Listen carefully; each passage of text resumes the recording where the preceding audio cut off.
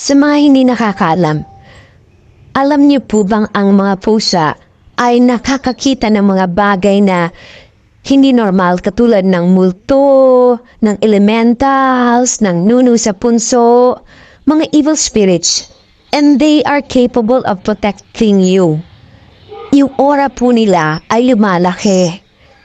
And evil spirits or lahat ng mga hindi magagandang spirito ay takot hindi makalapit dahil sa kanila. Hindi niyo pa napapansin ng mga pusa ninyo kung minsan nakatitig sa isang lugar o isang bagay na wala namang kayo nakikita. Yun po yon. Ang aso po ay palagi natin pinag-uusapan. Mahal na mahal natin sila. Ayan po si Junior, yung po si Charger, pusa po yun. Mahal na mahal natin sila.